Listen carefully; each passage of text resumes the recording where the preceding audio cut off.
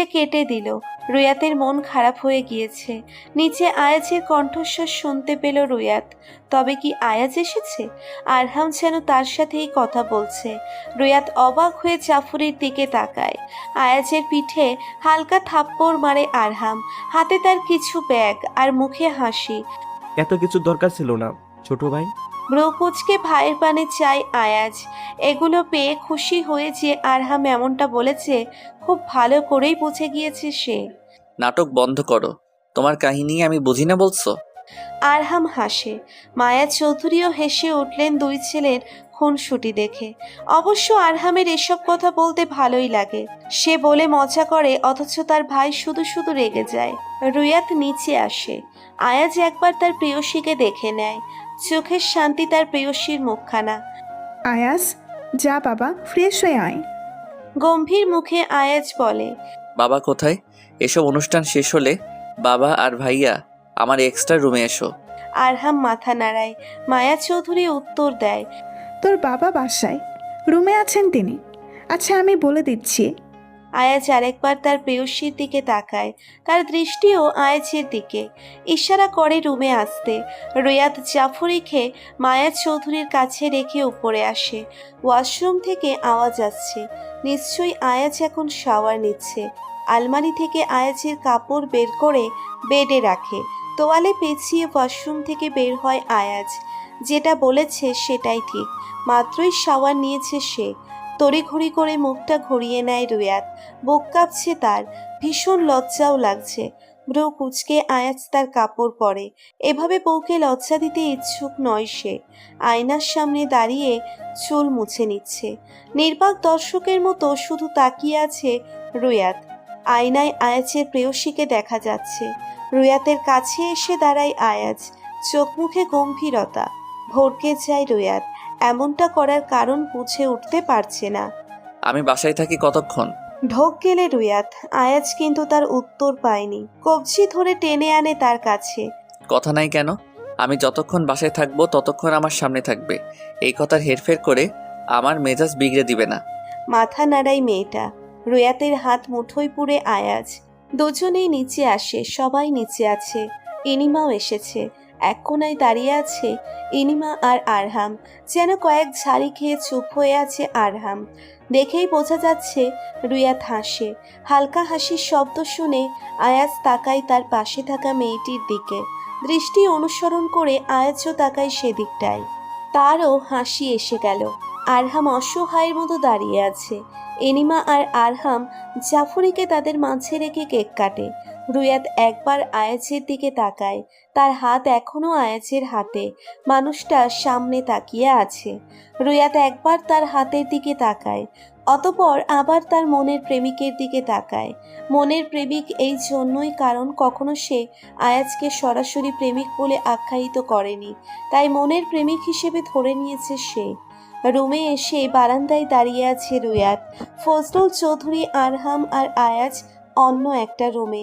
এনিমার থেকে জিজ্ঞেস করেছে তারা নাকি কিসব নিয়ে আলোচনা করছে।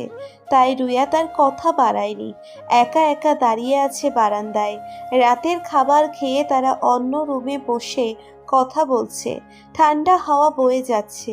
মনে হচ্ছে বৃষ্টি হবে কিছুক্ষণ পর। হঠাৎ জঠরে কারো হাত পেয়ে কেঁপে ওঠে রুয়াত। পেছন ফিরে দেখে আয়াজ দাঁড়িয়ে আছে। তার গালের সাথে গাল লাগিয়ে আছে। আয়াজের হাতের উপর হাত খামচে ধরে। চোখ বন্ধ করে ফেলে। আমার জন্য অপেক্ষা করছো?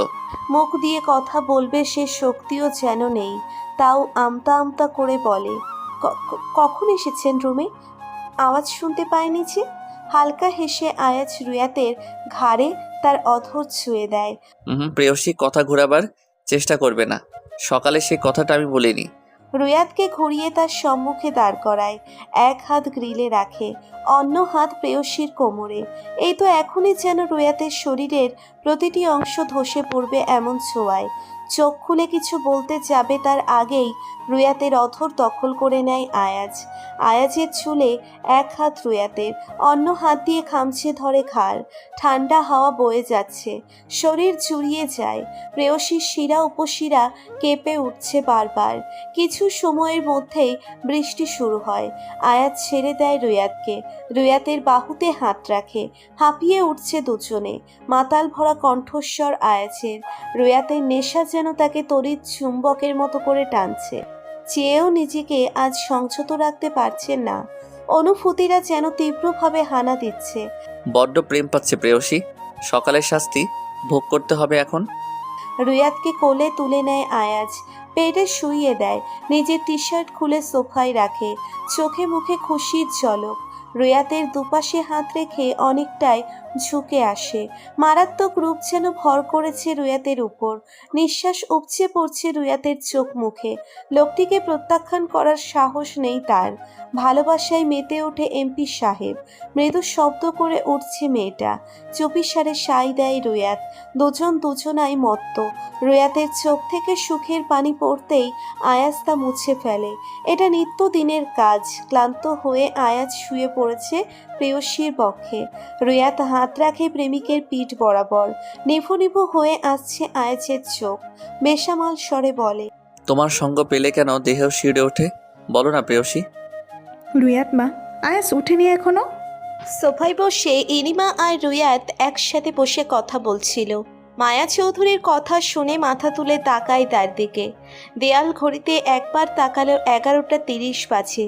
আয়াজ কখনো এত সকাল পর্যন্ত ঘুমিয়ে থাকেনি। উঠে দাঁড়ায় রুয়াত। মা আসার সময় ওনাকে দেখেছিলাম ঘুমাচ্ছে। ভ্রু কুচকে এলো মায়া চৌধুরীর। এতক্ষণ ধরে ঘুমোচ্ছে? কাল রাতে তো ফজলুল চৌধুরী আর আরহামকে বলেছিল আজ প্রচারের কাজে বের হবে। তাহলে এতক্ষণ ঘুমাচ্ছে কেন? ওকে তুলে দাও, যাও।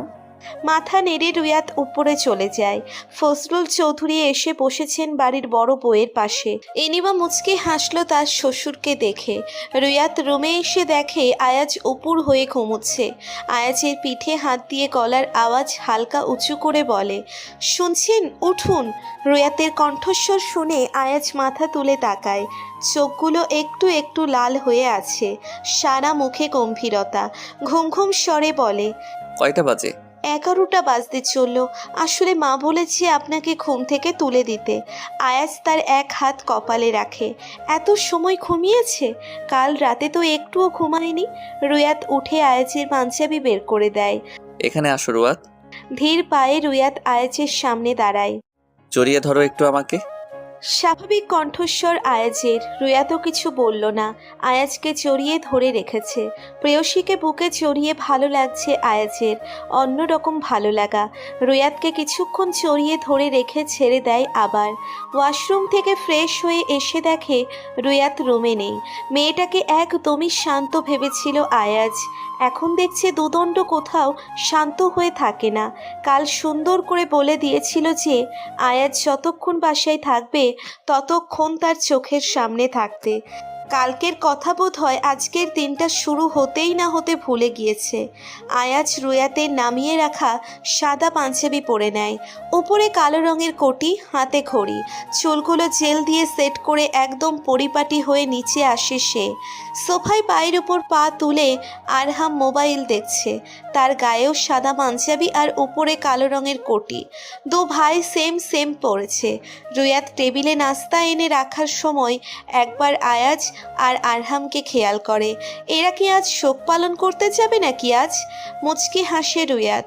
আয়াজ দরজার সামনে দাঁড়িয়ে কথা বলছে, আর পাশের সোফায় আরহাম বসে। রুয়াত আবার ইনিমার কাছে আসে। রুয়াত এখনও জানে না যে তারা কোথায় যাচ্ছে, কিন্তু ইনিমাকে আরহাম বলেছে তারা আজ কোথায় যাবে। আয়াজ আর আরহাম একসাথে নাস্তা করে নেয়। ফজলুল চৌধুরী আর মায়া চৌধুরী ইনিমা রুয়াতের সাথে খেয়ে নিয়েছে। আয়াজের পাশে রুয়াত দাঁড়িয়ে আছে। দুই ছেলে আর বাবার তিনজনের একই রকমের পোশাক। রুয়াতের জানার কৌতূহল বেশ, কিন্তু সবার সামনে চুপ করে আছে। তারা আসলে যাবে কোথায়? মায়া চৌধুরী দুই ছেলের পিঠে হাত বুলিয়ে দিচ্ছেন। ফজলুল চৌধুরী দাঁড়িয়ে আছেন। প্রতিবার ইলেকশনের সময় একবার না একবার আয়াজের সাথে তারা দুজনও মিছিল বা বিভিন্ন সভায় যোগ দেয়। কাল এগুলো নিয়েই আলোচনা হয়েছিল। ফজলুল চৌধুরী ছেলের কথাই যান সব সময়, না হলে তার ছেলে আবার রাগ করে কথা বলা বন্ধ করে দেয়। কিন্তু আরহামকে রাজি করাতে আয়াজের কোনো কষ্ট করতে হয় না। রাজনীতির টুকটাক বিষয়ে সে জড়িত, যদিও কখনো এত মূল্য দিয়ে কাজ করেনি। মায়া হয়েছে তোমার? আমাদের কিন্তু দেরি হয়ে যাচ্ছে। মায়া চৌধুরী সবার আড়ালে নিচের ওড়না দিয়ে চোখের অশ্রু মুছে নেয়। গতবার কি কাহিনীটাই না হলো, ছেলেকে এসব থেকে সরে আসার কথা বলতে পারবে না, যেন সে সাহসটুকুও নেই তার। সাবধানে থেকো তোমরা। আর আরহাম শোন, আয়াজের মাথা হুটহাট গরম হয়ে যায়, ওকে সামলে নিস। আরহাম তার মাকে এক পাশ থেকে জড়িয়ে ধরে বলে। তুমি এত চিন্তা করো না মা। আয়াজ একবার রুয়াতের দিকে তাকায়। এই মুহূর্তে ইচ্ছে করছে প্রেয়সীকে একবার শক্ত করে জড়িয়ে ধরে তার থেকে বিদায় নিতে। অদম্য ইচ্ছেটাকে বিসর্জন দিয়ে দিল। রুয়াত অন্যদিকে তাকিয়ে আছে। তারা বের হয়ে আসে বাসা থেকে। বাসার বাহিরে 3টের মতো গাড়ি দাঁড়িয়ে আছে। আয়াজরা চলে যাওয়ার পর গাড়িগুলোও তাদের পিছন পিছন চলে যায়। জাফরিকে ঘুম পাড়িয়ে ইনিমা রান্নার কাজে নিচে আসে। এসে দেখে রুয়াত একা একা সবজি কাটছে। ইনিমার আগমনে রুয়াত তার দিকে তাকায়। আপু, আজ ওনারা কোথায় গিয়েছে জানো কিছু? অবাক হয়ে ইনিমা রুয়াতের দিকটায় তাকালো। তুই জানিস না কিছু? দুদিকে মাথা নাড়াই রুয়াত। ইনিমা বেশ অবাক হয়। আয়াজকে কিছু বলেনি রুয়াতকে? সামনে তো ইলেকশন, তাই তারা প্রচার করবে আজ। আয়াজ এ ব্যাপারে তোকে কিছু বলেনি? রুয়াতের মন খারাপ হয়ে যায় পরক্ষণেই। মনে আসে আয়াজ জানে রুয়াত এসব পছন্দ করে না, তাই হয়তো বলেনি রুয়াতকে। কিন্তু আয়াজের সাথে সম্পৃক্ত কিছুই এখন আর রুয়াতের অপছন্দ নয়। রাজনীতি জিনিসটা এখন খুব সহজ স্বাভাবিকভাবে মেনে নিচ্ছে। প্রচণ্ড ব্যস্ততার মধ্যেও যদি আয়াজ তাকে তার প্রাপ্য সময়টুকু দিতে পারে, তাহলে সে মানুষটা নিঃসন্দেহে ভালো। আর মানুষটার কাজও এখনও আয়াজের নামে তেমন খারাপ কিছুই শোনেনি। এমনটা না যে রাজনীতি করাটাকে পছন্দ করে, শুধুমাত্র স্বাভাবিকভাবেই মেনে নিচ্ছে সে। রুয়াত তপ্ত নিঃশ্বাস ছাড়ে। রান্না শেষ হলে উপরে চলে আসে। একেবারে শাওয়ার নিয়ে নেয়। কাল বৃষ্টি হয়েছিল, কিন্তু আজ আবার গরম পড়ছে। আয়নার সামনে বসে বসে হেয়ার ড্রায়ার দিয়ে চুল শুকাচ্ছে। তখনই জাফরি দৌড়ে আসে। রুয়াত জাফরির হাত ধরে বলে, কি হয়েছে জাফরি বাবু, তুমি এভাবে দৌড়চ্ছ কেন? হাঁপাতে লাগলো জাফরি, যেন এইটুকু দৌড় দিয়েই অবস্থা খারাপ হয়ে গিয়েছে। নানু ভাই এসেছে, নিচে আসো। রুয়াতের চোখ মুখে খুশির ঝিলিক দেখা যাচ্ছে। নানু ভাই মানে হান্নান সাহেব। তাড়াতাড়ি করে নিচে এসে দেখে ঠিকই তার বাবা এসেছে। রুয়াত তড়িঘড়ি করে তার বাবার পাশে দাঁড়াতেই হান্নান মজুমদার মেয়েকে বুকে টেনে নেয়। মায়া চৌধুরী এতক্ষণ হান্নান মজুমদারের সাথেই কথা বলছিলেন। একদম হুট করে এসে চমকে দিয়েছে সবাইকে। রুয়াত তার বাবাকে ছেড়ে সোজা হয়ে দাঁড়ালো। মা আসেনি? চারপাশ উকি দেয় রুয়াত। মেহেরুবা আসেনি, বাসা খালি পড়ে থাকবে সেজন্য। তার খুব ইচ্ছে হয়েছে দুই মেয়েকে প্রাণ ভরে দেখবে, আর ঠিক এ কারণেই পাঠিয়েছে হান্নান মজুমদারকে। রুয়াতের মাথায় হাত বুলিয়ে দিচ্ছেন তিনি।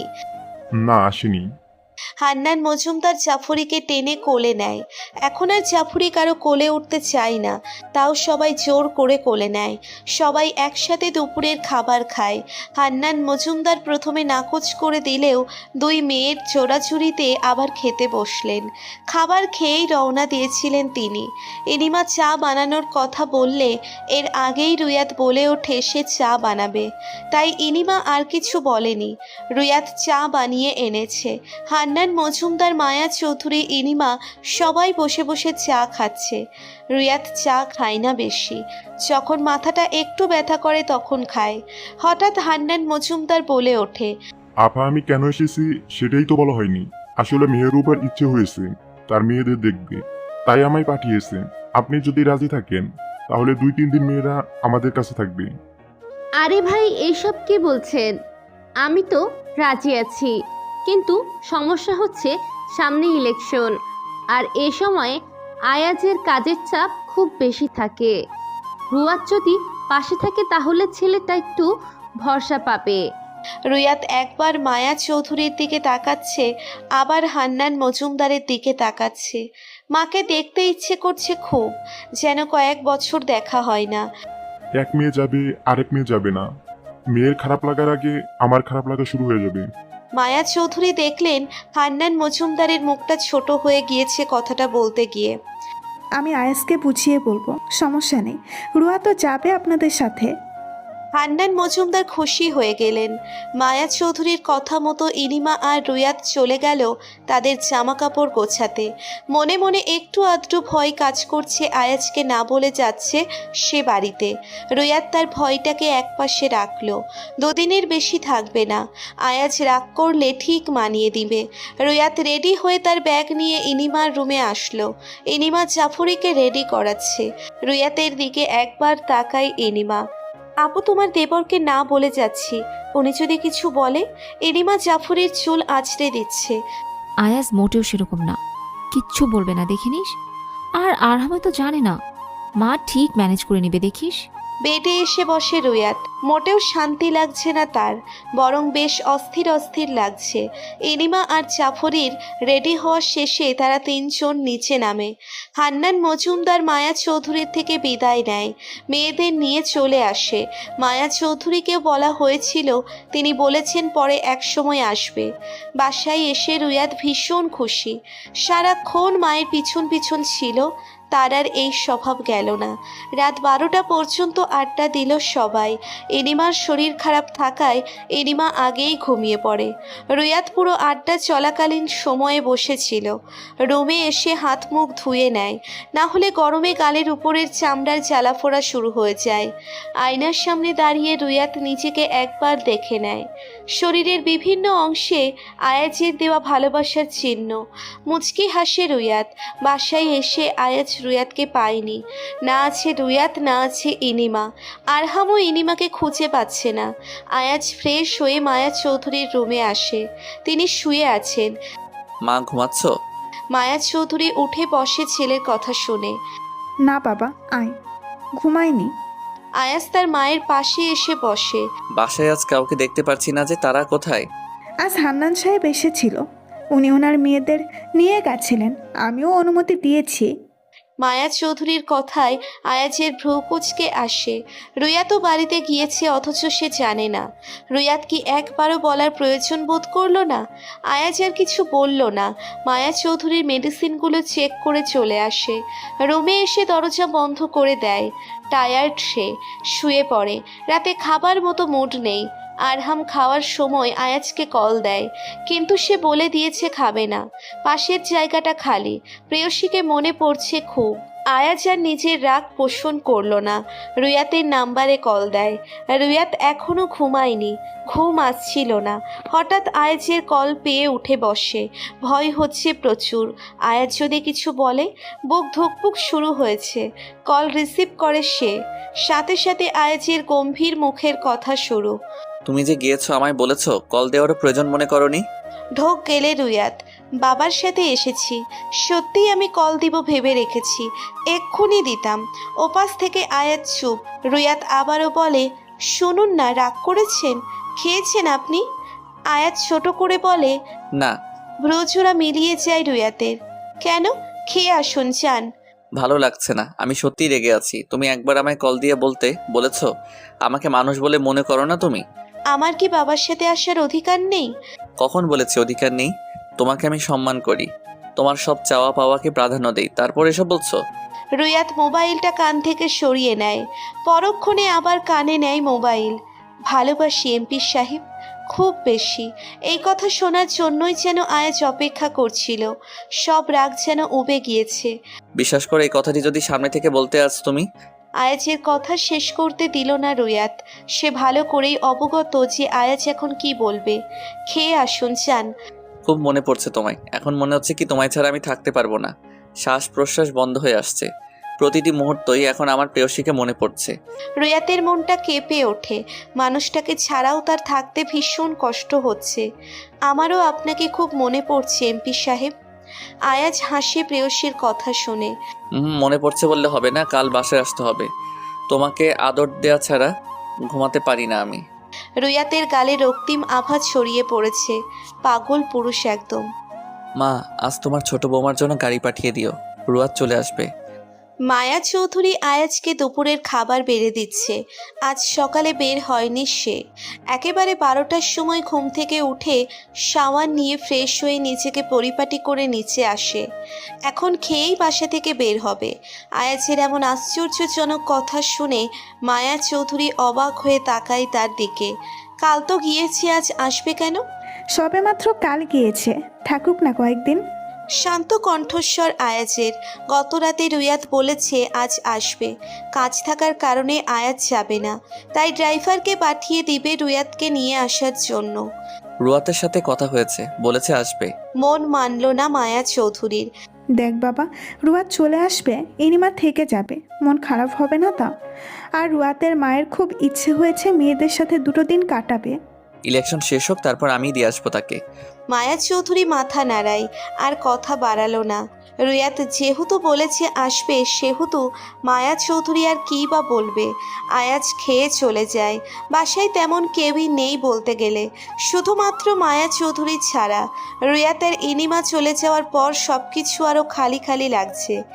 আরহাম আর ফজলুল চৌধুরীও বাসায় নেই, যে যার কাজে বের হয়ে গিয়েছে। বাসার বাহিরে একগাদা সিকিউরিটি গার্ড। ইলেকশনের এই সময়টাতে আয়াজ সিকিউরিটি বাড়িয়ে দেয়। মায়া চৌধুরী দীর্ঘ নিঃশ্বাস ছাড়লেন। 4টায় রুয়াতের জন্য ড্রাইভার পাঠিয়ে দিয়েছেন আয়াজের কথা মতন। মেহেরুবা মেয়ের পাশে বসে আছে। মনটা ভীষণ খারাপ। কাল মেয়েটা এসেছে আর আজ চলে যাবে। এনিমা ঘুমিয়ে আছে। সে জানে না যে রুয়াত আজই আবার চলে যাবে। একটু আগেই রুয়াত মেহেরুবাকে বলেছে হান্নান মজুমদার বাসায় নেই, তিনিও তার কাজে বাহিরে গিয়েছে। রুয়াত তার অনেকগুলো কমফোর্ট ড্রেস নিয়ে নিল। 3 পিস পরে ঘুমানোর অভ্যেস নেই তার। হঠাৎ কল আসায় রুয়াত সেদিকটাই তাকায়। স্ক্রিনে আয়াজের নাম্বার। কল রিসিভ করে সে। আসসালামু আলাইকুম। প্রেয়সীর কণ্ঠস্বরে আয়াজ স্মিত হাসে। ওয়ালাইকুম আসসালাম। শুনো, গাড়ি তোমার বাসার সামনে। আমার কাজ থাকায় আসতে পারিনি, তার জন্য সরি, তুমি চলে এসো। ছোট্ট করে উত্তর দেয় রুয়াত। জি আচ্ছা। আয়াজ কল কেটে দেয়। রুয়াত ড্রাইভারকে বেশিক্ষণ অপেক্ষা করায়নি, তাড়াতাড়ি রেডি হয়ে যায়। মেহেরুবার মন খারাপ। এনিমা উঠেছে অনেকক্ষণ হয়েছে, সে একটু সুস্থ হলেই যাবে। এখন যেতে ইচ্ছে করছে না।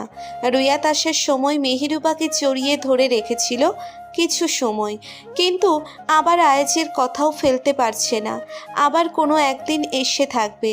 এনিমা মজুমদার বাড়িতে থাকায় মাকে রেখে আসতে এত কষ্ট হয়নি। সবার থেকে বিদায় নিয়ে গাড়িতে উঠে বসে সে। ইকরামুলের সব রহস্য ফাঁস হয়ে গিয়েছে। তার সবগুলো দোকান ভেঙে চুরমার করে দিয়েছে জনগণ। শুধু পুলিশ ইকরামুলের আশেপাশে থাকায় তাকে কোনো রকম আক্রমণ করতে পারেনি। কিছুক্ষণ আগে এক গুরুত্বপূর্ণ সভায় উপস্থিত করা হয় ইকরামুল তাহেরকে, যেখানে রাজনীতিতে যোগ দেওয়া মানুষজন রয়েছে। ইকরামুল অসুস্থ থাকাকালীন সময়ে অনেক অভিযোগ এসে জমা হয় তার নামে। অবস্থা খুব বেশি ভালো নয়। আয়াজের অ্যাক্সিডেন্টের পিছনে যে ইকরামুলের হাত ছিল সেটাও সামনে এসেছে। সবার সামনে ইকরামুল সত্য যেটা সেটাই স্বীকার করে। মুহূর্তের মধ্যে সব জায়গায় ছড়িয়ে পড়ে কথাটি। ইকরামুলের সাথে জড়িত সবাইকে পুলিশ হেফাজতে নিয়ে যায়। ক্ষিপ্ত হয়ে ওঠে জনগণ। বহু মানুষের টাকা পয়সা নিয়েছে। অনৈতিক কার্যক্রম সবার আড়ালে চালিয়ে যাচ্ছিল। যখন সব সামনে আসে তখনই চারপাশের অবস্থা আরও বেশি জটিল হয়ে যায়। শেষ পর্যন্ত ইকরামুল পদত্যাগ করতে বাধ্য হয়। এমন নির্লজ্জ মানুষ রাজনীতি নামক এমন একটি জায়গায় না থাকাই ভালো। সভায় উচ্চস্বরে আয়াজ কথাটি বলে। ইকরামুল অসুস্থ থাকা অবস্থায় তাকে পুলিশ নিয়ে যায়। আয়াজ বের হয়ে আসে সভা ছেড়ে। মন খারাপ শুধু আজ একটি কারণেই হয়েছে। যখন ইকরামুল বলেছিল তার দলের সাথে আয়াজের দলের 2-3 জন অগোচরে ইকরামুলের হয়ে কাজ করেছিল। পুলিশ জিজ্ঞেস করেছিল আয়াজকে এদের মাফ করে দিবে কিনা। আয়াজ মাফ করলে তাদের আর পুলিশ অ্যারেস্ট করবে না, ছেড়ে দিবে। কিন্তু আয়াজ বলেছিল ইকরামুলের থেকে যেন তাদের বেশি শাস্তি দেওয়া হয়। সন্ধ্যা হওয়ার আগেই রুয়াত বাসায় চলে আসে। মায়া চৌধুরী আর ফজলুল চৌধুরীর জন্য চা বানাচ্ছে। ফজলুল চৌধুরী এসেছেন একটু আগেই, বসে বসে টিভি দেখছেন। রুয়াত চা বানিয়ে মায়া চৌধুরী আর ফজলুল চৌধুরীকে দিয়ে আসে। কি করবে ভেবে পাচ্ছে না। আপাতত আর কোনো কাজ নেই। আয়াজ আর আরহাম আসার পর সবাই রাতের খাবার খাবে। রুমে এসে শুয়ে পড়ে। এক সময় সে ঘুমিয়ে যায়। রাত 9টা। বাসায় আসে আয়াজ। আরহাম এখনও আসেনি। আজ তেমন কোনো কাজ না থাকায় তাড়াতাড়ি এসে পড়েছে। সব কাজ দিনের মধ্যেই শেষ করে ফেলে। ফজলুল চৌধুরী আয়াজকে দেখে কিছু বললেন না। আগে আয়াজ ফ্রেশ হোক, তারপর খাবার খাওয়ার পর কিছু কথা বলবে। আয়াজ তার নিজ কক্ষে আসে। একজন মায়াবী প্রেয়সী গভীর ঘুমে আচ্ছন্ন। আনমনে হাসে আয়াজ।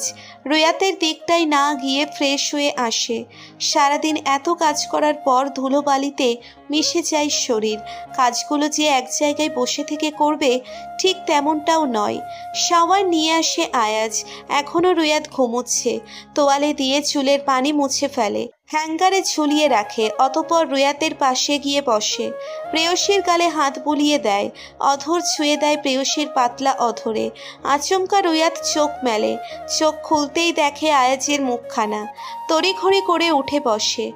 আপনি কখন এসেছেন? আয়াজ একটু দূরে সরে আসে। রুয়াতের চোখ মুখে ভয়। ভয়টা আয়াজের আগমনে নয়, বরং আয়াজের এরূপ কাজে। এসেছি একটু আগে। রুয়াত উঠে দাঁড়ায়, ওড়না পেঁচিয়ে দেয় শরীরে। আমায় ডাকেননি কেন? সে সন্ধ্যায় ঘুমিয়েছি, একা ভালো লাগছিল না তাই। আসুন খেতে যাবেন। আয়াজ রুয়াতের সম্মুখে দাঁড়ায়। মেয়েটাকে টেনে নেয় তার কাছে। ভয় পেয়েছো?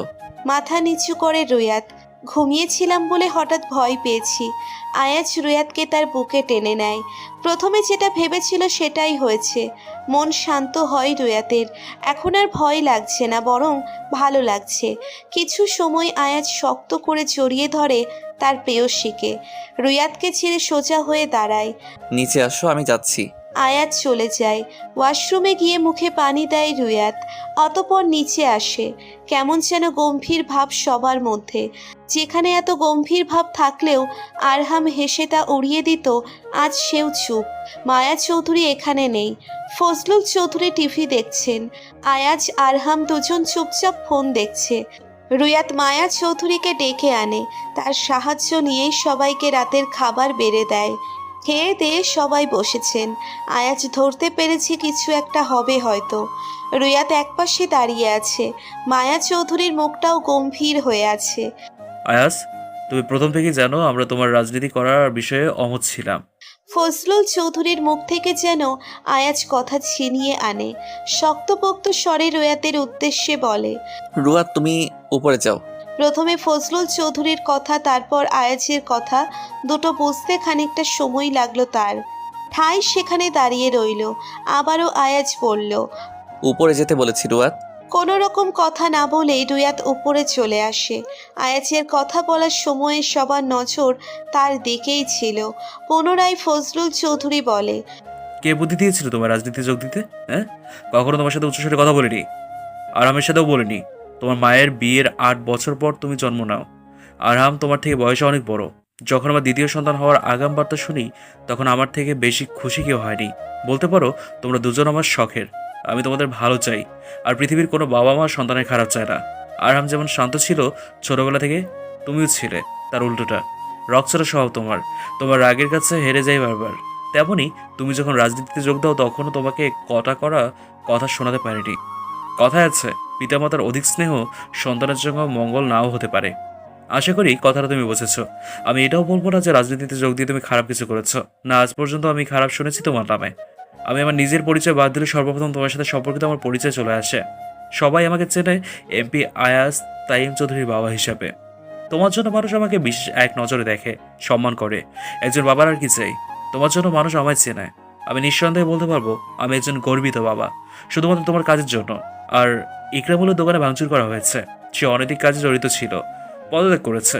অবশ্য তুমি সেখানে উপস্থিত ছিলে, ভালো করেই কথাগুলো জানো। তোমার দলের কিছু লোক ইকরামুলের সাথে জড়িত ছিল। তুমি শুধু ভাবো তোমার দলের লোক শত্রুতা করেছে তোমার সাথে। এগুলোর কতদিন?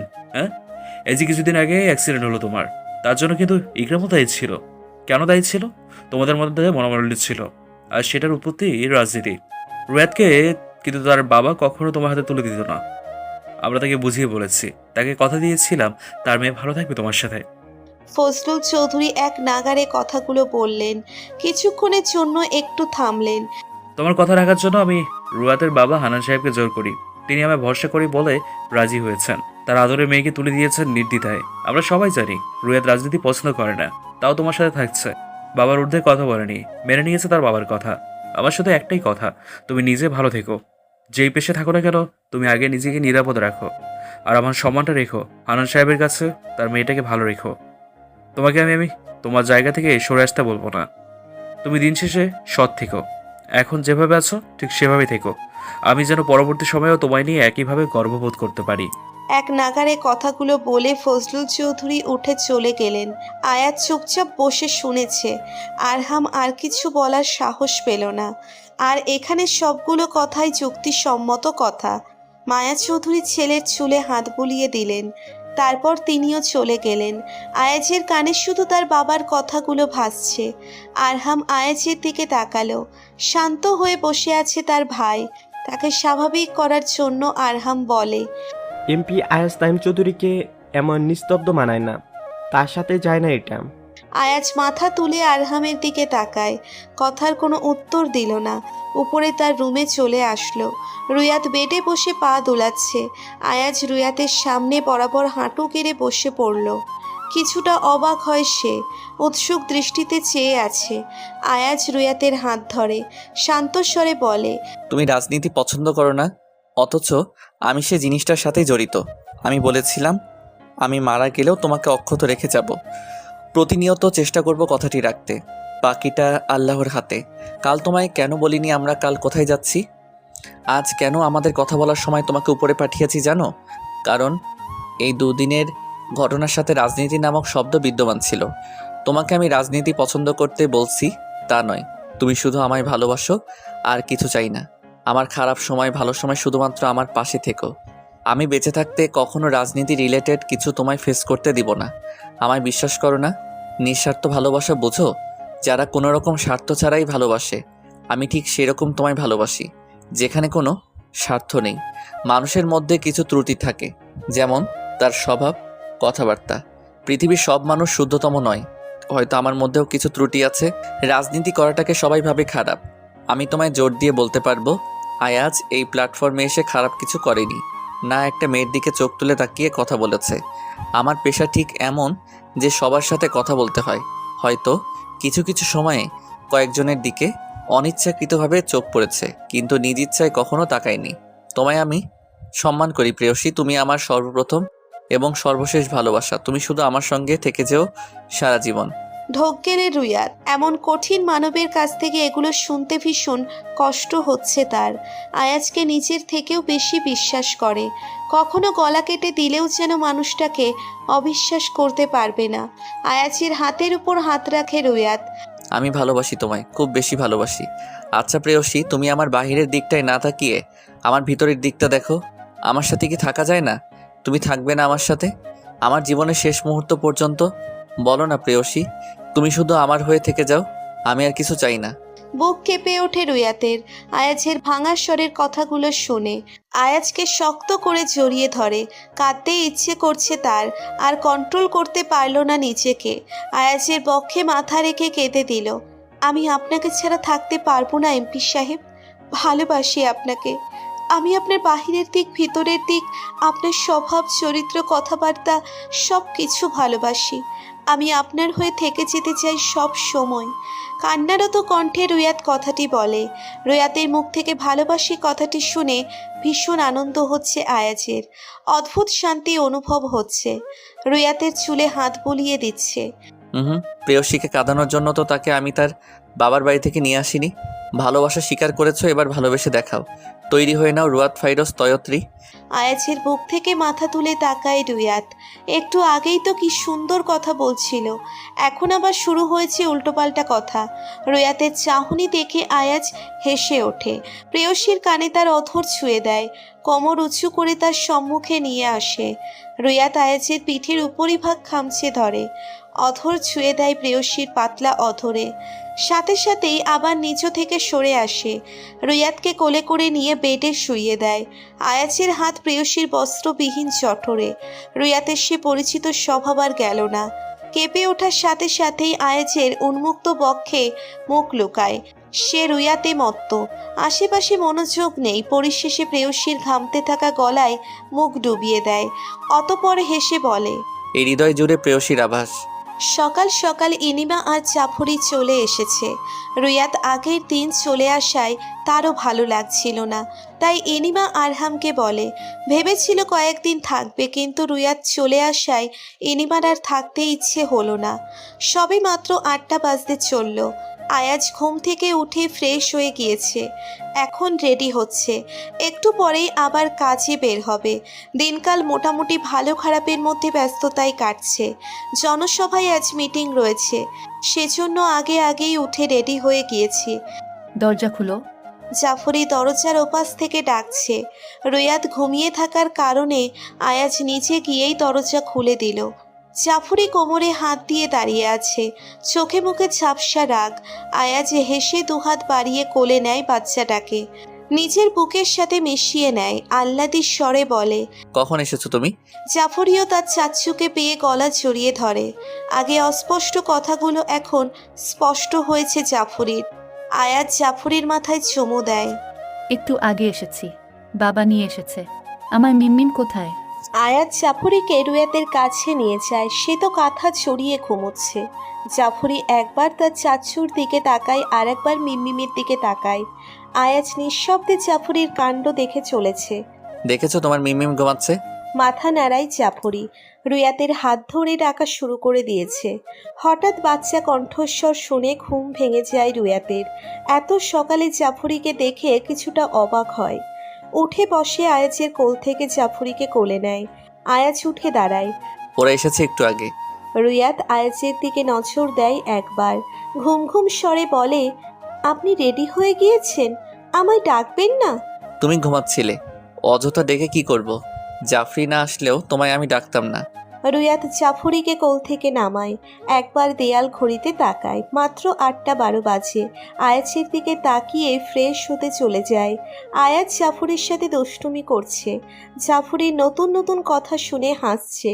রুয়াত ফ্রেশ হয়ে এসে দেখে আয়াজ আর জাফরি কথা বলছে, আর আয়াজও জাফরির কথা মনোযোগ দিয়ে শুনছে। মুচকি হাসে রুয়াত। শুনেছেন, আমি নিচে যাচ্ছি। আয়াজ মাথা নাড়ায়। রুয়াত নিচে চলে আসে। ইনিমা আর মায়া চৌধুরী সকালের নাস্তা তৈরি করতে ব্যস্ত। রুয়াতও তাদের সাথে কাজে হাত লাগায়। মায়া চৌধুরী থাকলে রান্নাটা তিনিই করেন। শুধুমাত্র রুয়াত আর ইনিমা তার পাশে থেকে হেল্প করে। নাস্তা তৈরির শেষে ইনিমা তাদের ডেকে আনে। সবাই খেয়ে দিয়ে বের হয়ে যায়। মায়া চৌধুরী আর আজকে রান্নার কাজে আসলেন না, তার পায়ের ব্যথা বেড়েছে। তাই রুয়াত আর ইনিমা দুজন মিলে আজ রান্না করে। বিকেলে ইনিমা আর জাফরি একা রুমে শুয়ে আছে। আজ বিকেলটা একটু মেঘলা। রুয়াতের একা ভালো লাগছিল না দেখে ইনিমার রুমে আসলো। ইনিমা ভিডিও কলে কথা বলছে আরহামের সাথে। পাশেই জাফরি ঘুমোচ্ছে। রুয়াত কণ্ঠস্বর একটু উঁচু করে বলে, আপু আসবো? ইনিমা কল কেটে দেয়। হ্যাঁ আয়। ধীর পায়ে রুমে প্রবেশ করে রুয়াত। ইনিমা উঠে বসে, পর্দা সরিয়ে দেয়। অন্ধকার রুমে আলো এসে পড়ে। রুয়াত এসে বোনের পাশে বসে। কাজ থাকায় তখন জিজ্ঞেস করতে পারেনি, তুমি থাকলে না কয়েকদিন মায়ের কাছে? তুই এসে পড়েছিস, আর আমারও ভালো লাগছিল না, তাই চলে এসেছি। ছোট্ট করে রুয়াত উত্তর দেয়, ও। তোর চোখ মুখ এত শুকনো লাগছে কেন? হকচকিয়ে যায় রুয়াত। আমার কই না তো, সব ঠিক আছে। এনিমা উচ্চস্বরে হেসে ওঠে তার বোনের কথায়। একটা কথাকে কয়বার ভেঙে বলেছে।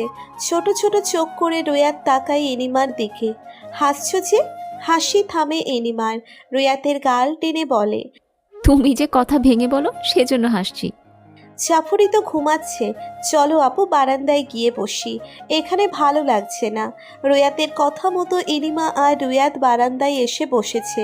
সাথে হাজার গল্প জুড়ে দিয়েছে। মায়া চৌধুরীও শেষ মুহূর্তে এসে যোগ দেয়। সব সময় তিনি দেখেছেন রুয়াত একটু চুপচাপ, কিন্তু আজ তার ভাবনাটাই পাল্টে গিয়েছে। হাসি খুশি মেয়ে, হয়তো কারোর সামনে তা প্রকাশ করতো না, মায়া চৌধুরী কিছুটা অবাক হয়ে কিছুক্ষণ তাকিয়েছিল। রুয়াতের সেদিকটাই খেয়াল নেই, সে ব্যস্ত কথা বলায় প্রায় তাদের আড্ডা চলে সন্ধ্যা পর্যন্ত। এরপরও থামেনি। যখন শুনেছে ফজলুল চৌধুরী এসেছে তখনই মায়া চৌধুরী সরে আসে আড্ডা থেকে, কিন্তু রুয়াত আর ইনিমার আড্ডা চলমান। স্যার, এবার ইলেকশনে আপনিই জিতবেন। রাজনীতিতে আপনার নাম বেশি আলোচিত। টেবিল থেকে মাথা তুলে আয়াজ শাহেদের দিকে তাকায়। শাহেদ তার চকচকে সাদা দাঁতগুলো দেখিয়ে হেসে আছে। আয়াজের চোখ মুখে গম্ভীরতা। জানি না এসব, কিন্তু রাজনীতিতে আমি যোগ দেওয়ার পর প্রতিটি কাজ খুব গুরুত্ব দিয়ে করেছি। শাহেদের চোখ মুখে খুশির ঝলক। স্যার, আজকের জনসভায় সবার মুখে শুধু আপনার জয়ধ্বনি শুনেছি। একবার চোখ বুজে আয়াজ। মাথার উপর ফ্যান চলছে, চেয়ারে মাথা হেলিয়ে দেয়।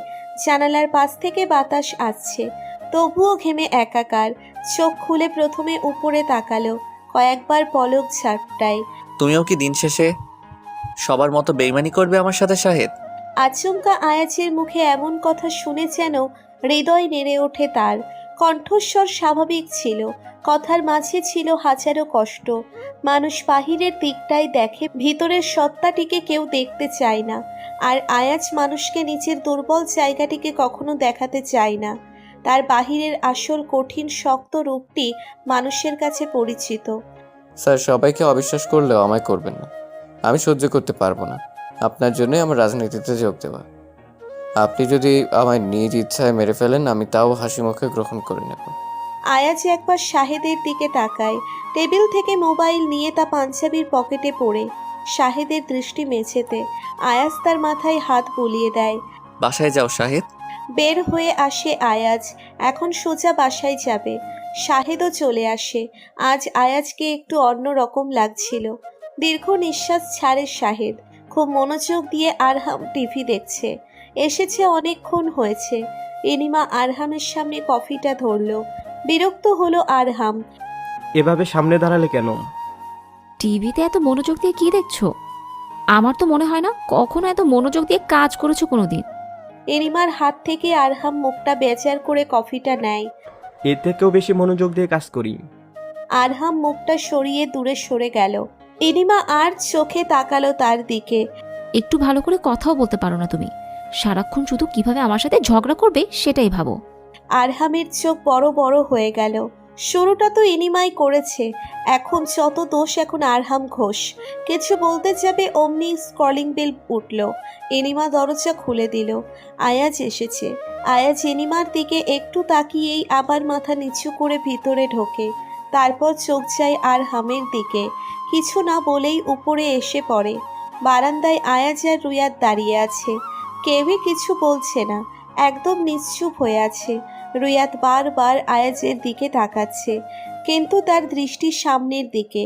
আশেপাশে তার খেয়াল নেই। ভ্রু কুঁচকে রুয়াত তাকিয়ে আছে আয়াজের দিকে। কিছু হয়েছে আপনার? প্রেয়সীর কণ্ঠস্বর শুনে আয়াজ তার দিকে তাকায়। না, কিছু হয়নি।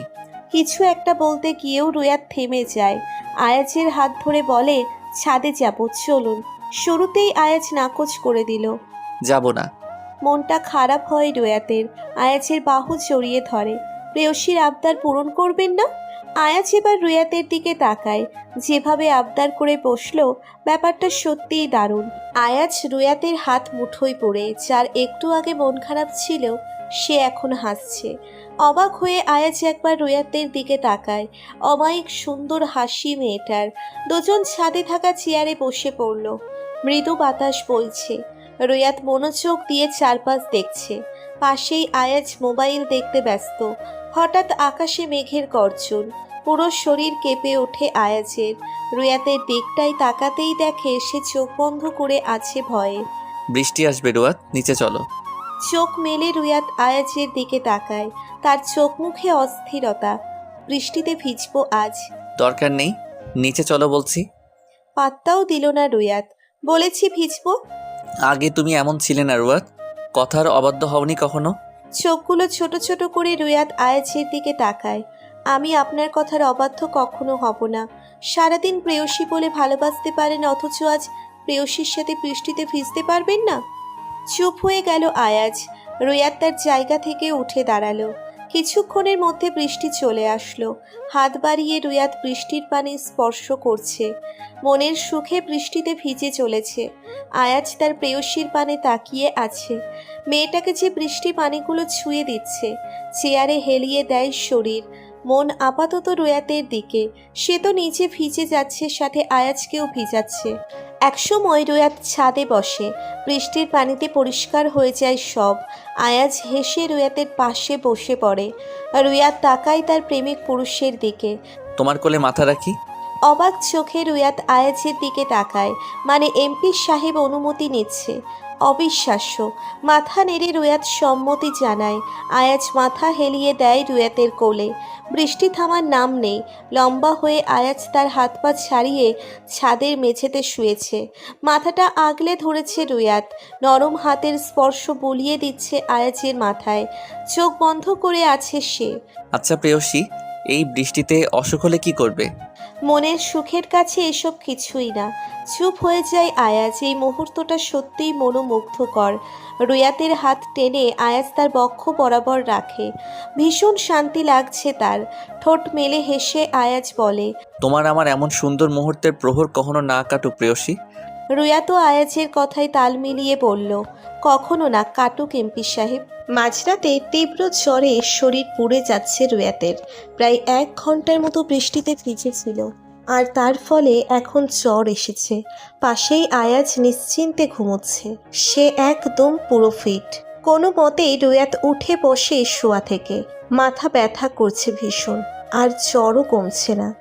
আয়াজ রুয়াতের থেকে অনেক দূরত্ব বজায় রেখে শুয়েছে আজ।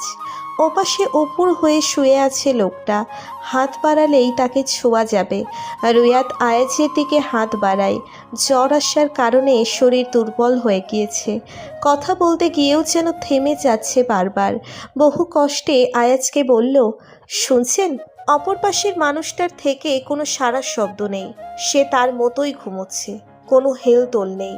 রুয়াত আয়াজের হাত ধরে নাড়াচাড়া করে। কারো হাতের তীব্র গরম ছোঁয়া পেয়ে তড়িঘড়ি করে উঠে পড়ে আয়াজ। রুয়াতের হাত ধরে। অনেক গরম। কপাল ও গালের দুপাশ চেক করে। জ্বর এসেছে তো তোমার? আমি মানা করেছি বৃষ্টিতে ভিজতে না, তাও ভিজেছো। এখন যে জ্বর এসেছে, আচ্ছা তুমি বসো, আমি মেডিসিন নিয়ে আসছি। আয়াজ মেডিসিন নেওয়ার জন্য উদ্যত হলো, তখনই রুয়াত তার হাত ধরে। আয়াজ ভ্রু কুঁচকে তাকায় সেদিকটায়। মেডিসিন পরে, আমায় একটু ওয়াশরুমে নিয়ে চলুন, মাথায় পানি দিব। শরীর দুর্বল হয়ে গিয়েছে, যার জন্য যেতে পারছি না একা। আয়াজের সাহায্য নিয়ে উঠে দাঁড়ায় রুয়াত। আয়াজ নিজ দায়িত্বে রুয়াতের মাথায় পানি দিয়ে দেয়। একে তো শরীরে এমন জ্বর, তার উপর ঠান্ডা পানি। বারংবার কেঁপে উঠছে রুয়াত। রুয়াতকে রুমে এনে আয়াজ তার প্রেয়সীর চুলের পানি মুছে দেয়। পিঠের পিছনে একটা বালিশ দেয়। সেখানে হেলান দিয়ে আধশোয়া হয়ে শুয়ে আছে রুয়াত। কক্ষ থেকে বের হয় আয়াজ। খালি পেটে মেডিসিন দেওয়া যাবে না, কিছু একটা খাইয়ে তারপর দিতে হবে। আয়াজ রুয়াতের জন্য পাউরুটি আর 1 গ্লাস দুধ গরম করে আনে। একটু খেয়েই রুয়াত বলছে খাবে না, কিন্তু আয়াজ ধমক দিয়ে পুরোটা শেষ করায়। রুয়াতের হাতে আয়াজ মেডিসিন তুলে দেয়। স্বাভাবিক স্বরে বলে, মেডিসিন খাওয়ার পর ঠিক হয়ে যাবে। বৃষ্টিতে না ভিজলে তোমার এমন জ্বর আসতো না, আর আমাকেও এত রাতে উঠে তোমাকে ধমক দিতে হতো না। চুপচাপ রুয়াত মেডিসিন খেয়ে শুয়ে পড়ে। আয়াজের চোখ মুখে ভয়ঙ্কর রাগ, কিন্তু প্রকাশ করছে না। মাঝে মধ্যে একটু উচ্চস্বরে কথা বলতে গিয়েও যেন চোখ বুজে হজম করে নিয়েছে। এসব বিষয় ভালো করেই খেয়াল করেছে রুয়াত। রুয়াত আবারও ঘুমিয়ে যায়। আয়াজের চোখে ঘুম নেই, চিন্তা হচ্ছে ভীষণ। 1 রাতের জ্বরে কিভাবে মেয়েটাকে কাবু করে ফেলল। আয়াজ রুয়াতের পাশে বসে, মাথায় হাত বুলিয়ে দেয় কিছুক্ষণ, আবার এসে নিজ স্থানে শুয়ে পড়ে। এপাশ ওপাশ করে ঘুমানোর চেষ্টা করলেও ঘুম আসেনি। প্রেয়সীর পাশে আধশোয়া হয়ে শুয়েছে। আজ আর রুয়াত সকালে উঠতে পারেনি। এনিমা এসে কিছুক্ষণ তার বোনের মাথায় জলপট্টি দেয়। আয়াজ নিচে বসে আছে। 7 সকালে রুম থেকে বের হয়েছে, এখনও আসেনি। আপু, উনি আজ অফিসে যাবেন? এনিমা রুয়াতের চুলের পানি মুছে দিচ্ছে আর বোনের প্রশ্নের উত্তর দিচ্ছে। হ্যাঁ শুনেছি যাবে, কাল তো ইলেকশন, আজ তো যেতেই হবে। অবশ্য মা মানা করেছিল। রুয়াত আর কিছু বলল না, শুধু শুনে গেল। কাজ থাকলে তো যেতেই হবে, ইলেকশন আসবে আসবে করে কত ব্যস্ততা লোকটার। রুয়াত চুপ করে শুয়ে আছে। ফজলুল চৌধুরী আর মায়া চৌধুরীর ফাঁকে একবার দেখা করে যায় রুয়াতের সঙ্গে। বাসা থেকে বের হওয়ার সময় আয়াজ আসে তার রুমে। পুরো শরীর কাঁথা দিয়ে ঢেকে শুয়েছে রুয়াত। ঘুমিয়ে গিয়েছো? আয়াজের কণ্ঠস্বর শুনে রুয়াত তার মুখ থেকে কাঁথা সরিয়ে দেয়। না, ঘুমোয়নি। দুই পকেটে হাত পড়ে আয়াজ মাথাটা একটু নিচু করে নজর দেয় রুয়াতের দিকে। শরীর পুরো শটান হয়ে আছে। কাজ আছে, বাইরে যেতে হবে, না হয় থেকে যেতাম আজ। ছোট্ট করে রুয়াত বলে, ও। রাগ করেছো? অবাক চিত্তে রুয়াত আয়াজের দিকে তাকায়। সে একদমই রাগ করেনি, কিন্তু কেন যে আয়াজ তা বলল, না রাগ করেনি। আয়াজ মাথাটা নিচু করে রুয়াতের কপালে অধর ছুঁয়ে দেয়। চোখ বন্ধ করে রুয়াত অনুভব করছে এমপি সাহেবের ভালোবাসা। পরক্ষণেই আয়াজ আবার সোজা হয়ে দাঁড়ায়, রুয়াতের চুলে হাত বুলায়। ভাবিকে বলেছি তোমার খেয়াল রাখতে, দুপুরে আমি আসবো, ততক্ষণে খাওয়া হয়ে যাবে তোমার। মোটেও মেডিসিন নিয়ে হেলাফেলা করবে না, আসছি আমি। মাথা নাড়ে রুয়াত। শুনুন, সাবধানে যাবেন। মুচকি হেসে আয়াজ বের হয়ে আসে। আয়াজের হাসিতে রুয়াতও হাসছে। মনে মনে বলছে, ইস কি সুন্দর হাসি লোকটার। কাল কোনো ঝামেলা চাই না, আমি শুধু চাই সুষ্ঠু নির্বাচনের। আশা করি তোমরা বুঝেছো, না হয় অযথা আমায় চিল্লাতে হবে। আয়াজ তার গার্ডদের বলে দিয়েছে কিভাবে কি করতে হবে কাল। গতবারের মতো যেন অবস্থা না হয়। মারামারি হয়েছিল, আর ছেলের জন্য চিন্তায় মায়া চৌধুরী জ্ঞান হারিয়ে ফেলেছিলেন। সব ঠিকঠাক থাকলেও গতবার এমন বিশ্রী কাহিনী ঘটেছিল। তবে সেখান থেকে আগেই আয়াজ বের হয়ে এসেছিল। ভাগ্যক্রমে কোনো সমস্যায় পড়তে হয়নি তাকে। স্যার, আপনার মনে হয় এদের বাদ দিয়ে অন্য ভালো কয়েকজন গার্ড রাখা উচিত ছিল। এখন সবাই মাথা নাড়ছে কিন্তু কাজের কাজ কিছু করে না। মফিজ রাগী দৃষ্টিতে তাকিয়ে আছে শাহিদের দিকে। এটা তাদেরকে অপমান করেই বলেছে, কিন্তু তা আর বোঝার বাকি রইল না মফিজের। আয়াজ শাহিদের কথায় কোনো রিয়্যাক্ট করলো না। সে খুব ভালো করেই বুঝেছে সব কিছু। স্যার, এবার একদম পুরো দমে ভরসা দিয়ে বলছি, আমরা আমাদের কাজ ঠিকঠাক পালন করব, আর তেমন ঝামেলা হবে না এবার। হ্যাঁ, তা তো দেখতেই পেয়েছি গতবার। ভাবলেশীন শাহিদ কথাটি বলল। মফিজ রেগে গিয়েছে এবার।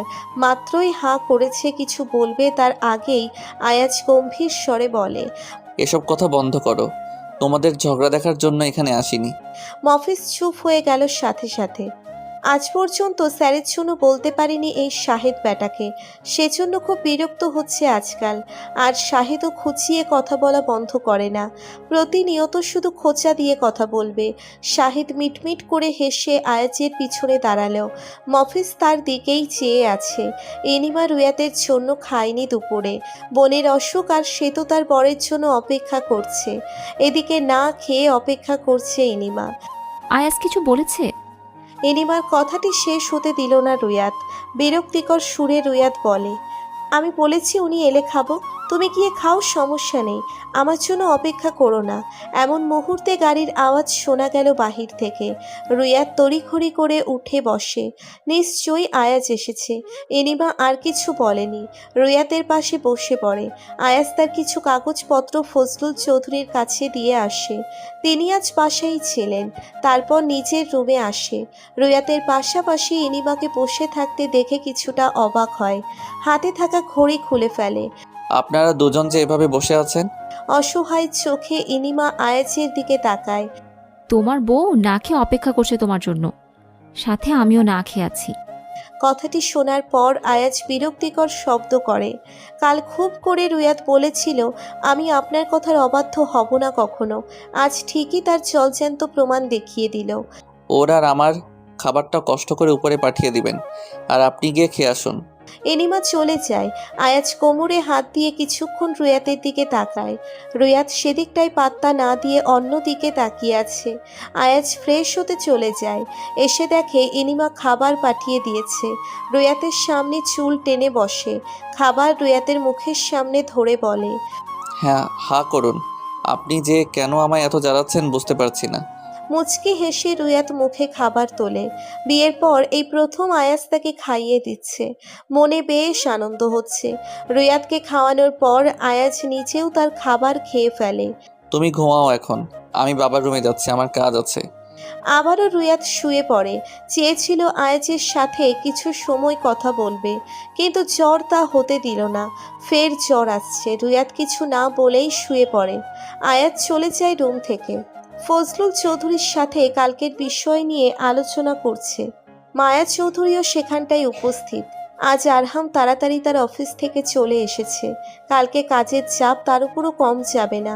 মূলত আয়াজ টেক্সট করেছিল আজ তাড়াতাড়ি আসার জন্য। সে কারণেই সন্ধ্যার আগেই আরহাম বাসায় চলে আসে। রাত ৮টা পর্যন্ত আয়াজ আলোচনা করেই চলেছে। বাহির থেকে বেশ কিছু মানুষজন এসেছে। তারা তার বিশ্বস্ত কাছের মানুষ, আর তাদের সাথেই কথা বলতে বলতে এত বেশি দেরি হয়েছে। আয়াজ বারান্দায় দাঁড়িয়ে কারোর সাথে মোবাইলে কথা বলছে। আজও বৃষ্টি হচ্ছে। রুম থেকে আয়াজের অবয়ব স্পষ্ট দেখা যাচ্ছে। রুয়াত উঠে গিয়ে আয়াজের পাশে দাঁড়ায়। কথা বলার মাঝে আয়াজ একবার তার প্রেয়সীর দিকে তাকায়। একদিনের জ্বরে একদম চেহারা পাল্টে গিয়েছে প্রেয়সীর। কথা বলার শেষে আয়াজ মোবাইল তার হাতে রাখে। রুয়াতের পাশের গ্রিলে এক হাত রেখে হেসে বলে, চলো বৃষ্টিতে ভিজবে আবারও। রুয়াত আয়াজের দিকে তাকায়, অন্যমনস্ক হয়ে বলে, চলুন তবে। আয়াজ একপাশে হাতে রেখেছিল রুয়াতের এমন তেরা উত্তর শুনে অপর পাশের গ্রিলেও হাত রাখে। আয়াজের মাঝেই রুয়াত বন্দি এখন। ভ্রু কুচকে আসে রুয়াতের এমন কথা শুনে। জ্বরে পড়ে যাচ্ছ, অথচ বৃষ্টিতে ভিজার শখ এখনো গেল না। আপনিই তো বলেছেন। শুরুটা কে করেছিল শুনি একটু। তাই বলে এমন উত্তর? এমপির বউয়ের থেকে এমনটা আশা করিনি। চেহারা দেখেছো একবার, কেমন হয়ে গিয়েছে একদিনে জ্বরে। রুয়াত হাসে আয়াজের কথায়। ইস, জ্বর না হলে তো জানতাম না বা বুঝতাম না আপনি আমায় এত বেশি ভালোবাসেন। ঠোঁট কামড়ে হাসে আয়াজ। তাহলে আমার ভালোবাসা দেখোনি তুমি? ওই সময়গুলোর কথা মনে করিয়ে দিব প্রেয়সী। লজ্জায় আয়াজের বরাবর মুখ সরিয়ে নেয় রুয়াত। আমি অসুস্থ, আর আপনি এসব বলে চলেছেন? তুমি না বললে আমিও এসব বলতাম না। রুয়াত ভালো করে তার ওড়না জড়ায় শরীরে। আয়াজ তার দিকেই চেয়ে আছে। কি হয়েছে? ঠোঁট কাঁপছে রুয়াতের। ঠান্ডা লাগছে অনেক। আয়াজের প্রশ্নের উত্তর দেয়, খুব ঠান্ডা লাগছে। রুয়াতের হাত ধরে আয়াজ। রুমে চলো, তোমার আবারও জ্বর আসছে। এখানে দাঁড়িয়ে থাকলে আরও ঠান্ডা লাগবে। কণ্ঠস্বর নিচু করে রুয়াত বলে, জড়িয়ে ধরুন, ঠান্ডা লাগবে না আর। আয়াজ হেসে জড়িয়ে ধরে তার প্রেয়সীকে। সে হালকাভাবে ধরলেও রুয়াত খুব শক্ত করে ধরেছে। প্রেমিক পুরুষের শরীরের উষ্ণতা অনুভব করতেই রুয়াতের ঠান্ডা উধাও। বিপুল ভোটে এবারও জিতে গিয়েছে আয়াজ তাইম চৌধুরী। আর একবার এমপি হয়েছে। মাত্রই আরহাম কল দিয়ে জানায় ফলাফল পাওয়ার পর। সারাদিন রুয়াত খুব টেনশনে ছিল। কাল রাতে মনে হয় আয়াজ 1 ঘন্টার মতো ঘুমিয়েছে। সে শুধু আজকের দিনটার জন্য চিন্তায় ছিল। বাড়িতে আবার উৎসব মুখর পরিবেশ তৈরি হয়েছে। রুয়াতও ভীষণ খুশি। বাসার সবাই খুব খুশি হয়েছে। হান্নান মজুমদার আর মেহেরুবা সকালে চলে আসে। মায়া চৌধুরী অনেক অনুরোধ করেছে আজকের দিনটা তাদের সাথে কাটানোর জন্য। তাই মেহেরুবা আর হান্নান মজুমদার চলে আসে সকালেই। সব ঠিক থাকলেও কেন জানি রুয়াতের মন বারবার খারাপ হয়ে যাচ্ছে। অজান্তেই মন খারাপ হয়ে যাচ্ছে শুধু। এই মন খারাপের কোনো কারণ নেই। আরহাম বাসায় এসেই চেঁচামেচি শুরু করে দিয়েছে। রুয়াত দৌড়ে এসেছে। সাথে ইনিমাও এসেছে, হাতে অনেকগুলো ফুল। রুয়াত ভেবেছে আয়াজ এসেছে, কিন্তু না, আরহাম এসেছে শুধু। বাসায় এসে চেঁচামেচি শুরু করে দিয়েছো? আরহামের মেজাজ গরম। আজ কত কষ্ট করেছে সে, খেয়াল কি ইনিমার আছে? শুধু কিভাবে ঝগড়া করবে সেটা নিয়েই ভাবে। কথা বলো না তো, গাড়ি থেকে মিষ্টি নামানোর ব্যবস্থা করো। আর রুয়াত, মাকে ঢেকে দাও। রুয়াত মায়া চৌধুরীকে ডেকে আনে। ছেলের এত বড় একটা খুশির সংবাদ শুনে বিছানায় গেল একটু আগে। চিন্তায় চিন্তায় কাটছিল আজকের দিন। আবার আরহাম এসেছে শুনে নিচে আসে। সোফায় শরীর হেলিয়ে শুয়ে আছে আরহাম। মাগরিবের আজান দিয়েছে কিছুক্ষণ আগেই। মেহেরুবা নামাজে থাকাতে আর আসেনি। মায়া চৌধুরী আরহামের পাশে বসে। আয়াস আসেনি? আর তোর বাবা কোথায়? কণ্ঠে অস্থিরতা মায়া চৌধুরীর। একবার ছেলেকে একটু দেখতে চাচ্ছে, মনটা কাতর হয়ে আছে একটি নজর ছেলেকে দেখার জন্য। আরহাম শান্ত স্বরে বলে, বাবা আর আয়াস পরে আসবে। তোমার ছোট ছেলেকে শুভেচ্ছা জানানোর জন্য কত মানুষ ওয়েট করছে। তাদের সাথে কথা বলেই চলে আসবে বাসায়। বাবা হয়তো কিছুক্ষণের মধ্যেই আসবে। খেয়েছো দুপুরে তুমি? মাথা নাড়াই মায়া চৌধুরী। পরিস্থিতি ঠিক ছিল তো? আয়াস কি মাথা গরম করেছে আজ? না, সব কিছু ঠিকই ছিল, তুমি টেনশন করো না আর। আরহাম তার মায়ের দুটো গাল ধরে হাসি মুখে কথাটি বলে। রুয়াত দাঁড়িয়ে দাঁড়িয়ে সব দেখছে। মেহেরুবা আসে তাদের মাঝে, রুয়াতের পাশাপাশি দাঁড়ায়। আরহাম কথা বলে কিছু সময় মেহেরুবার সাথে।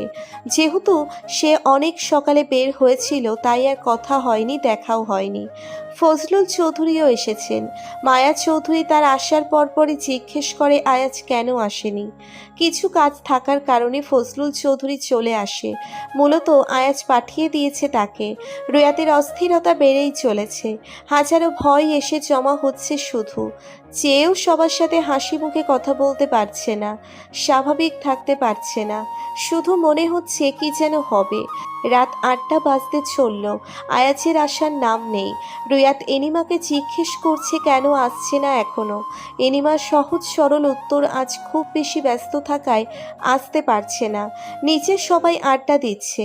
রুয়াত উপরে বসে আছে আয়াজের রুমে। কারোর হাসি ঠাট্টা যেন ভালো লাগছে না, তাই উপরে চলে আসে। আলমারি থেকে শাড়ি বের করেছে, গাঢ় লাল রঙের শাড়ি। আয়াজের খুশিতে একটু খুশি করা যাক তাকে। আয়নার সামনে বসে নিজে নিজে সেজেছে। রুয়াত একবার আয়াজের কাছে কল দিয়েছে, সংযোগ দেওয়া সম্ভব হচ্ছে না বলছে, তাই কল দেওয়া বন্ধ করে দিয়েছে। এনিমা রুমে এসে দেখে বোনের কাণ্ড, মুচকি মুচকি হাসে। আজ বরের জন্য সাজা হচ্ছে বুঝি? রুয়াত পিছন ফিরে চায় বোনের দিকে, মাথা নাড়িয়ে হ্যাঁ বোঝালো। এনিমা আরও সুন্দর করে শাড়ি পরিয়ে দিয়েছে রুয়াতকে। মোটেও রুয়াতের শাড়ি পরা হয়নি, কেমন জানি হয়েছে। এনিমা আবারও সুন্দর করে শাড়ি পরিয়ে দেয় রুয়াতকে। সুন্দর লাগছে তোকে, খুব সুন্দর লাগছে। এভাবে চলতে থাকে তাদের খুনসুটি। শেষটা আপনারা নিজেদের মতো সাজিয়ে নিয়েন।